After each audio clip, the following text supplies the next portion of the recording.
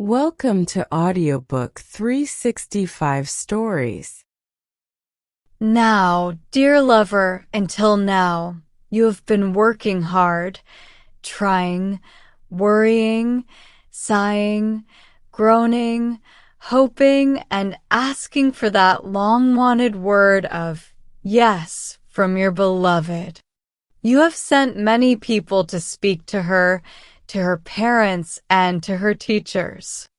These people spoke as well as the best speakers, but they could not get anything for you.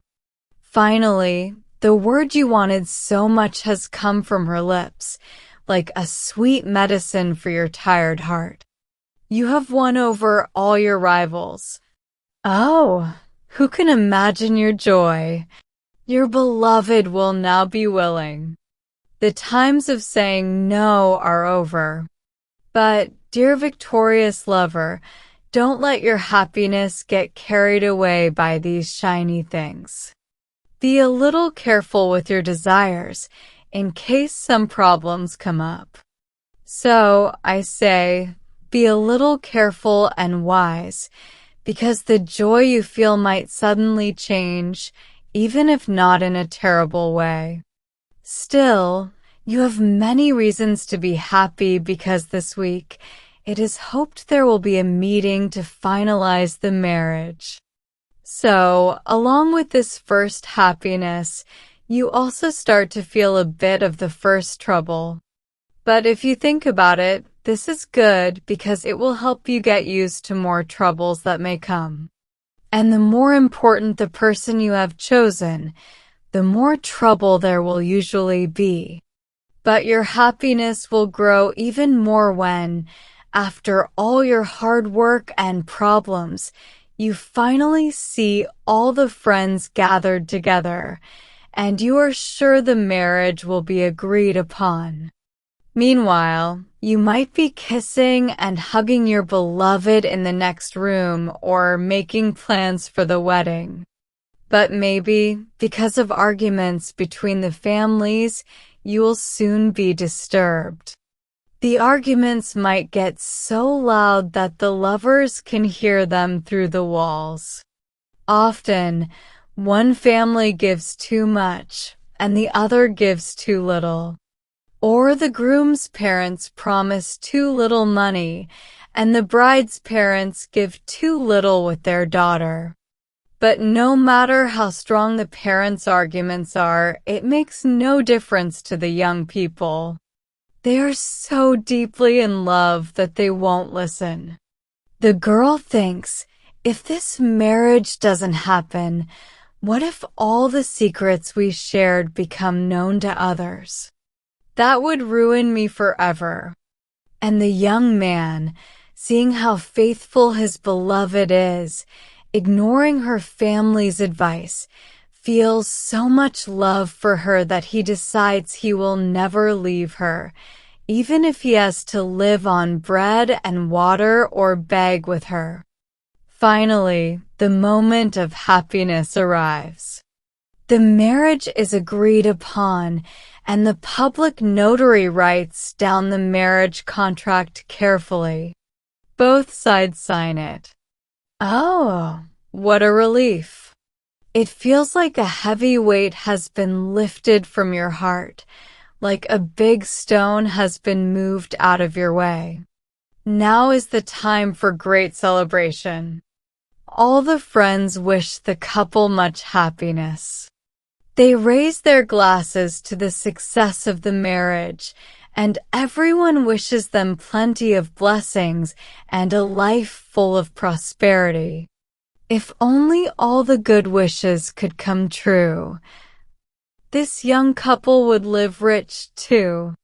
Well, Mr. Bridegroom, you can now feel really happy and celebrate that the marriage is agreed upon. You have now put yourself into the bonds of marriage, and only death can break them. And you, Mrs. Bride, looking so pretty and smiling, be happy because you are the bride. Yes, the bride who is the reason for all this dancing and celebration.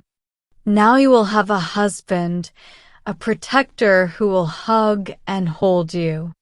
Sometimes he will cuddle you, and often he will greet you in the morning with kisses that will warm your heart. If everything goes well, he will be your comforter, your companion, and your caretaker. He will be everything your heart desires.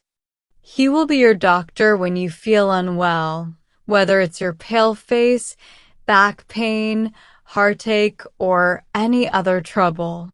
He will kiss away your tears, and if you dream of something at night, he will try to make it happen for you during the day. So, why shouldn't your bridesmaids ask why you aren't being joyful? So, Mrs. Bride, be happy. Since you have gotten your wish to be married before any of your bridesmaids, it wouldn't be fair for you to worry about anything else right now.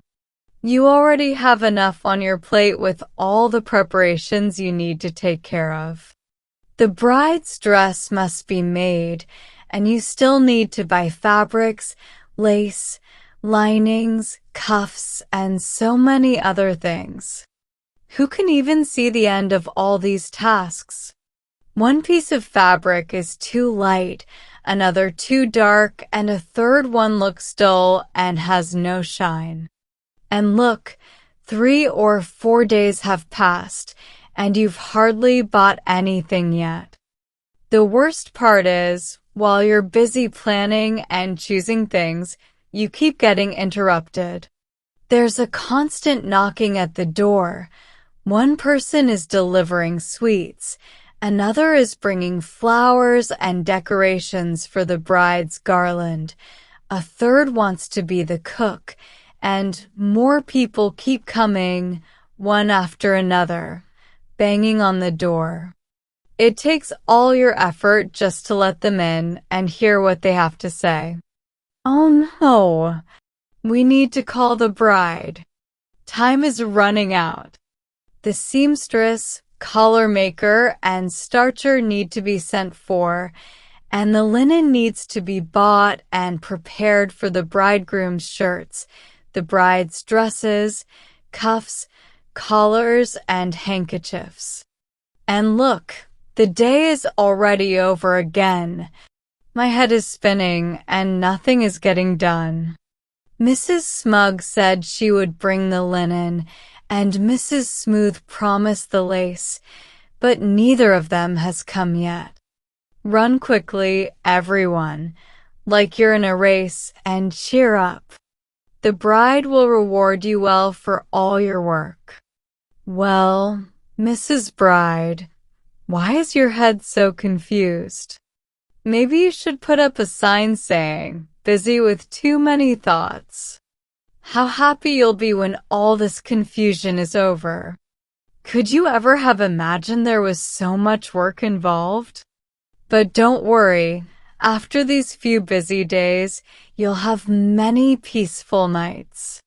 And you're not the only one in all this chaos. The bridegroom is also running around, trying to make sure the marriage banns are announced. He's rushing back and forth through the city, looking for groomsmen who can entertain the bridesmaids and the other guests with fun conversations. But friends, if you want to taste the bride's tears now, you are too early. If you want to see real tears, you should come in a few months. Oh, bridegroom, how can we not feel sorry for you? You are running around, working so hard. You even just missed the jeweler. He's probably chatting with the bride, showing her expensive jewels that she surely won't mind having, no matter how much they cost. Whatever she wants, you'll have a hard time saying no to her, even if it's expensive. But don't worry about that now. You have plenty of other things to do, like getting everything ready from the tailor, seamstress, and haberdasher. You might even find that a few weeks pass just trying to get all these things sorted out. Yet, Mr. Bridegroom, despite all these troubles, you can expect one reward, the honor of standing in the best place, with a golden carpet laid before you, and the organ playing in celebration. Traveling by coach to a country wedding wouldn't have nearly as much charm, and it definitely wouldn't please the bride. Once that's all sorted out, there's another problem to deal with: where to seat the guests. Deciding where to place everyone at the table often leads to big arguments, to the point where the bride and groom might say to each other, "If we knew it would be this hard, we would have skipped the wedding altogether." They might even sigh and think, "This marriage is like a tough nut with a hard shell, so difficult to crack before getting to the sweet part." But bridegroom, don't worry too much. There's a simple way to clear your head. Go with your groomsmen and taste the wedding wine. It's important to make sure the wine is perfect for such a special occasion, especially since there will be many people tasting it. The wine merchant is such a generous person that he won't let anyone leave until they've had as many glasses as there are hoops on the wine barrel. Goodbye to worries. The wedding is near, and who is thinking about anything except fun? Forget all those people who say that marriage brings nothing but care and sorrow. Here, it's the opposite. Everyone is working together to make sure these days are filled with as much joy as possible. Sadness isn't invited to this wedding. Now, the only thing left is to help the bride and groom enjoy the sweet start of their marriage. But poor Mally, the maid, is nearly dying with excitement. She can hardly wait for the first wedding night to be over so she can bring some water to the young couple and receive the gifts the bride and groom promised her for all her hard work. She has been so faithful, running around and helping with love letters, though she's only received a few small tips from the bridegroom during all their courting. Now the bride is in bed, and the promises seem dead. Mally should enjoy the wedding as much as anyone else, because who knows? Maybe a handsome servant or coachman will fall in love with her. After all, many weddings lead to another. Then, Mally might become a fashionable woman herself. Oh, Mally, then you would know, just like your mistress, the joys of the first wedding night.